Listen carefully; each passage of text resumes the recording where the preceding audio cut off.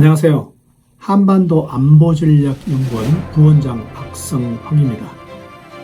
지금까지 세 번에 걸쳐서 여러분들에게 일본의 음주 문화에 대해서 말씀드렸습니다. 그래서 오늘은 그 마지막 날로, 그러면 일본의 사케가 유명하면 한국의 전통주는 뭐가 있느냐, 전통주를 어떻게 해외 수출에 우리가 박차를 가해서 일본과 같은 수준으로 끌어올리느냐, 그 방법이 뭘까, 거기에 대해서 집중적으로 말씀을 드리겠습니다. 지금 한국은 BTS 그리고 뭐 여러 가지 영화, 여기에서 세계 문화권의 아주 최첨단으로 지금 달리고 있습니다.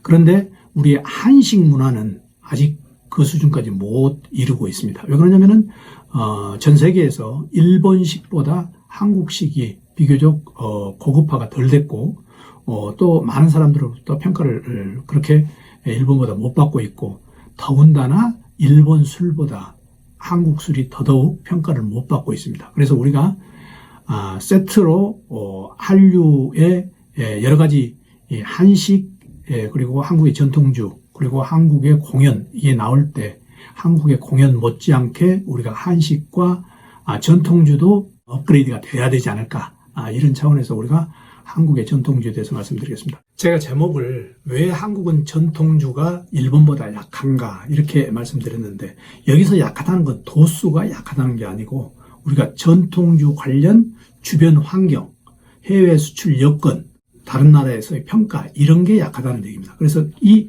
약한 부분을 우리가 어떻게 강화시킬까, 그 부분에 대해서 좀 말씀드리겠습니다. 각국의 전통주가 있습니다. 예를 들어 독일의 맥주, 스코틀랜드의 위스키, 프랑스의 와인, 북유럽 내지 러시아의 보드카, 중국의 바이주, 일본의 사케, 쿠바의 럼, 멕시코의 테킬라. 그런데 한국은 과연 막걸리라고 해야 되는가? 분명하게 단어는 드릴 수 없지만은 뭔가 한국도 전통주가 있어야 된다. 물론 막걸리 한 부분만 아니고 다른 종류라도 전통주가 한국을 대표하는 게 있어야 된다, 이런 생각이 듭니다. 그래서 우리가 이 전통주를 만드는 여건에 대해서 간단히 살펴보겠습니다. 아시아 지역, 특히 동북아시아에는 monsun기후죠. monsun기후는 이제 계절풍으로 고온 다습한 바람이 여름에 해양에서 대양으로 불고, 그리고 겨울에는 건조한 찬 바람이 대륙에서 해양으로 부는 그런 monsun기후에서는 주로 쌀을 원료로 하는 그런 주위 환경입니다. 그래서 아시아에서는 쌀을 원료로 전통주를 만드는 거죠. 그런데 여기에 비해서 유럽에서는 비교적 일조량이 작고 서늘한 기후이기 때문에 보리와 밀이 잘 자라고, 또 보리와 밀로 맥주와 위스키를 만드는 그런 전통적인 여건이 있습니다. 왜 사케와 와인을 우리가 비교할 수 있냐면, 일본이 사케가 이제 전 세계적으로 일본의 브랜드가 되고 있습니다. 또 와인은 전 세계적으로 다 알고 있습니다. 그래서 이 사케 와인의 공통점을 들어보고 이 틈새를 우리가 어떻게 공략할 것인가, 이 부분도 우리가 참고해야 될 것 같아서 우선 말씀을 드리겠습니다.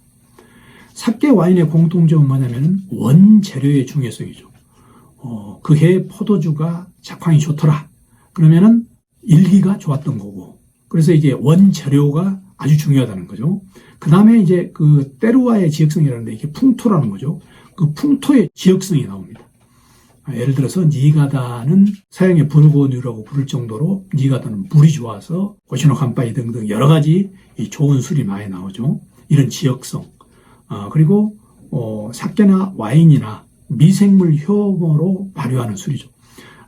사케는 쌀로, 누룩으로, 또 곰팡이 씨로 해가지고 술을 만드는 거고, 와인은 가만 놔둬도 포도 자체 내에서 효모가 있어서 그게 발효가 되는 술이고, 하여튼 미생물 효모로 발효하는 그런 게 공통점이죠. 그리고 또 하나는 우리가 잊어버리기 쉬운데, 6도 내지 8도로 마시게 하는 게 가장 맛있게 사케 와인을 마실 수 있는 그런 조건이라는 것도 우리가 알 수가 있습니다. 일본 전통주의 해외 수출이 실제적으로 어떤 여건 하에서 하고 있는가, 이 부분은 우리가 앞으로 우리 전통주에 있어서 굉장히 참고해야 될 부분인데, 크게 이렇게 볼 수가 있습니다. 일본은 일본 국내의 전통주의 수요 감소를 세계 시장을 개척함으로써 그걸 커버를 했다, 이렇게 보시면 됩니다.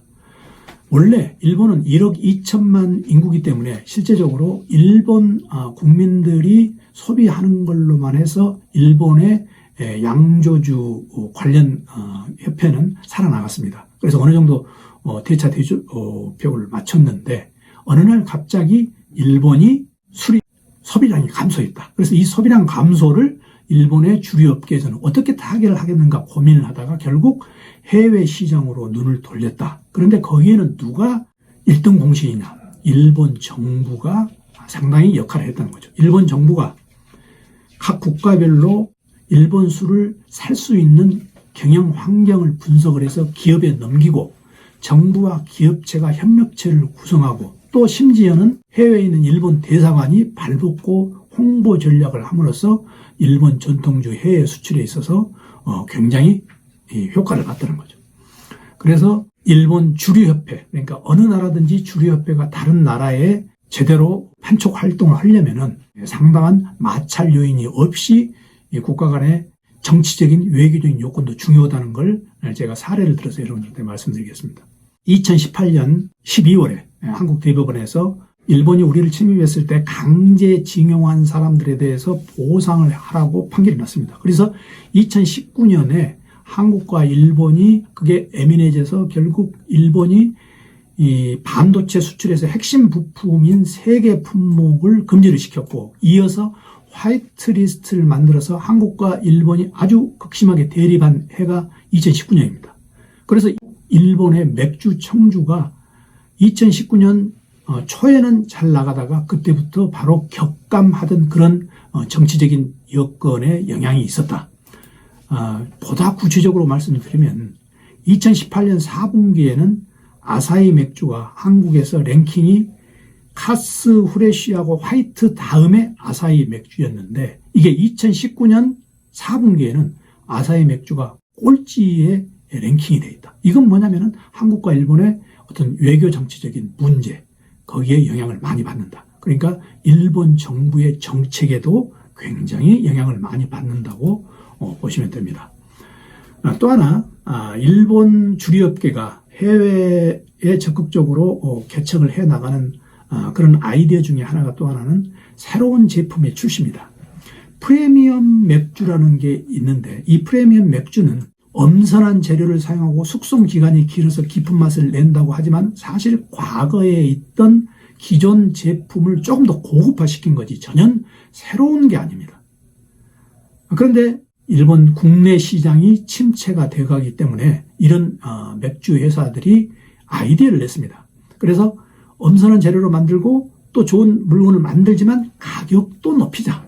그래서 고급화를 시키자. 그게 가장 먼저 일본에 4개 맥주 회사가 있는데 산토리, 아사히, 기린, 삿포로가 있는데 그중에서 삿포로가 가장 뒤처졌는데 이 삿포로에서 아이디어를 낸 게 뭐냐면은 더 프리미엄 몰스라는 프리미엄 맥주를 냈다는 거예요. 이게 이제 히트를 치자 아사히에서 슈퍼 드라이가 나오고 기린에서 이치방 시보리가 나오고 삿포로에서 가오리 아가야카가 나와서 이 4개 품목이 해외에서 아주 주류업계의 새로운 히트 상품으로 히트를 치게 됩니다. 그래서 일본 맥주를 고급화시키고 또 일본 맥주의 기존 맥주는 기존 맥주로 팔리면서 일본 맥주의 수요를 대폭적으로 증강시키는 그런 요인이 되고 있습니다. 그래서 그런 아이디어도 상당히 중요하다. 그래서 이제 일본이 이런 해외에 눈을 돌리게 된 이유를 우리가 조금 더 구체적으로 분석을 해보면 일본 국내 소비 감소입니다. 일본 국내에서는 왜 소비가 감소됐느냐? 과거에는 이 고령자 사회가 아닐 때는 이 일본 젊은이들이 이 왕성하게 체력으로 술을 많이 소비를 했는데 고령화 사회가 됨에 따라서 술을 못 마시게 되고 요즘 일본 젊은이들은 과거 젊은이들 같이 술을 그렇게 많이 먹는 스타일이 아니기 때문에 자연적으로 일본 국내에서 소비가 감소가 되는 경향이 있습니다. 그래서 이 소비가 감소되는 부분을 바로 해외에 눈을 돌려서 특히 아시아하고 오세아니아를 대상으로 일본 주류 회사들이 눈독을 들이게 됩니다. 그래서 이 4개 맥주 회사에서 각 국의 주류 회사들과 M&A를 통해서 사업을 다각화를 모색합니다. 예를 들면 구체적으로 롯데 아사히 같은 게 있죠. 그래서 양 국가가 서로 자기네 맥주나 전통주를 상대방 국가에 팔고 상대방 걸 수입하는 이런 M&A가 활성화되게 됩니다. 왜 그러면은 일본에서 갑자기 이 소비가 감소됐느냐? 그 원인 중에 하나가 이 높은 세금 부과율입니다. 예를 들어서 일본 맥주는 미국에 비해서 12배고 프랑스에 비해서 14배고 독일에 비해서 20배입니다. 또 과거에도 일본 맥주가 비쌌는데 서양에서는 증류주가 비싸지 양조주는 비싸지 않았습니다. 그런데 일본은 왜 맥주가 비쌀까? 일본 가정에서는 지금도 맥주가 전체적으로 가장 많이 마시는 품목입니다. 그래서 일본 정부에서 맥주에다가 높은 세금을 내가지고 세율을 높였던 거죠. 또 하나는 일본의 조합 구성입니다. 일본은 장인 정신이 투철하다고 그랬죠. 이 장인 정신이 투철하다는 얘기는 어느 한 품목을 자기네들이 가업을 계승해서 계속 유지를 시키는데 그 품목을 갖고 있는 다른 회사들과 연합을 해가지고 조합을 만들어서 자기네들끼리 정보를 공유를 하고 유통비를 절감을 하고 또 해외 판로를 같이 한다는 겁니다. 그래서 공동 경비를 줄인다는 거죠. 이런 조합이 활성화됐다는 겁니다. 예를 들어서 이렇습니다. 후시미 지역에 양조 조합이 있는데 이 후시미 지역은 교토 지역의 최남단에 있는 사케의 주 생산지입니다. 그런데 22개 업체가 있는데 이 중에서 엄청나게 히트를 치는 제품이 많다는 거죠. 기자쿠라, 겟게이칸, 긴시마사무네, 다마노 히카리, 에이꾼, 신세이, 즈키노 카츠라 이런 제품은 일본에서 어디다 내놔도 되는 사케의 높은 품질을 보장을 받고 있죠. 그런데 이게 바로 이런 조합을 결성해서 자기네들이 여러 가지 정보 교환하고 경비를 절감한 사례입니다. 그래서 우리 한국도 이와 같은 방법을 많이 우리가 연구를 해야 되지 않을까 생각이 듭니다. 일본의 전통주의 산업 육성 정책은 결국 종합적이고 체계적인 연구 개발을 했다. 그래서 그 결과다.